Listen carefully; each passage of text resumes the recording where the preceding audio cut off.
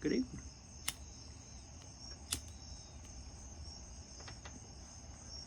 Well, it's been a while. I wasn't really going to do a video tonight, but something prompted me to do it, and I'll tell you what that was. So I was getting ready.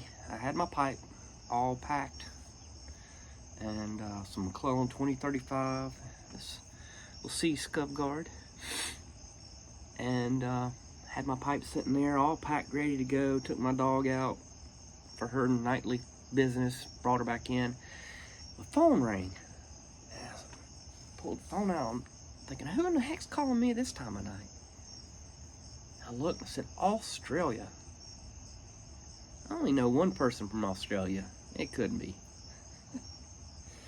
It was. I answered, hello? How are you, mate? What's up, Glenn? Bear Woodworth decided to give me a call, and he said, I heard you join the club. And I said, well, what club's that? And he said, Heart Attack Club. I did? I haven't had a heart attack. And so, he said, well, my sources may be mistaken. I was like, well, I was close to having a stroke. I was like, but I didn't have a heart attack. So I told him what happened. And I'll tell you a real quick version. So I went, it was the week prior to us going to the beach. We were going to go July 23rd, that Sunday, stay from Sunday to Sunday. And then that week prior, I had a bad sore throat. And I knew it was probably strep. And by that Friday, we were leaving on Sunday. By that Friday, I was like, I'm going to have to go get some antibiotics because it's not going away. So I went to urgent care. And I get in there, and of course, they take your blood pressure first thing. And so they took my blood pressure. And the nurse practitioner, or whoever was taking it, kind of gasped. And my blood pressure was 220 or 210. I got a picture of it. It's like 210 or 2 something over 133. I've never seen my bottom number 133 or that high ever.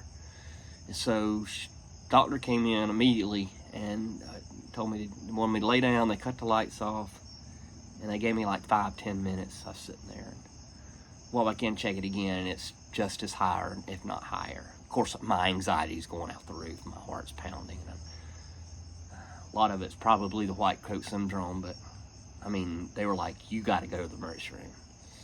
And so I was like, okay. And they went ahead and called a prescription in for me. Well, I called my wife. I didn't tell her. They told me I had to go to the emergency room because I wasn't going to go to the emergency room. If it's my time to go, it's my time to go. I'm not going in the emergency room. So wife came and picked me up, and we went by and got my prescription. I took it, and I just took it easy until we left for the beach. I mean, I didn't do nothing. I just relaxed. I downloaded some relaxing music, and sat up in the bedroom, fans on. It was just nice, and I knew what I had to do. I knew it was time to quit drinking, because I drank. I've been drinking that a long time. And I associated a lot of things with drinking, especially this time of night. So I haven't been really heavy into the pipe smoking in a while, since July 21st. I'm slowly getting back into it because I associated, like I said, drinking with smoking. So I'm learning to do a lot of things without alcohol. But I will tell you, I thought it was going to be really tough. I thought it was going to be the hardest thing I've ever done in my life, and it hasn't. It's been probably one of the easiest things I've ever done in my life. And I really needed something to happen like that to get me to quit, because I knew I was going to have to eventually. And I knew it was getting close. I mean, I could tell by how my body was reacting to it. And been praying a lot on it. And I knew that was God's way of getting my attention. He got it. And I never really put it on him to say, I was trying to, being a stubborn person, say, I'm going to try to do it myself. No, you can't. And so I needed his help. And it's been so easy. I'm not going to kid you. I haven't really missed it at all. I took a break from everything and everybody just to find my new self. So my blood pressure is great. Blood pressure is excellent. I checked it this morning. It was 117/72. I mean, and that's a little high. It's been lower than that. I've had my bottom number close to 69, or 60s. 69 is the lowest I've had it. So doing great. Drinking non-alcoholic beer. This is Athletic. It's been an amazing find. I'm part of their club now. They send me 5 or 6 cases a month. I signed up for it. I got this cool little glass they did. I love this non-alcoholic. Tastes like beer to me. This is a hazy IPA, and it tastes like an IPA. It is so good. This has been a lifesaver. Haven't had a drop, and they hadn't even wanted one. I thought, I can tell you, I'm ecstatic. Lost about 22 pounds. I'm feeling great. So I just wanted to get on, set the record straight. I didn't have a heart attack.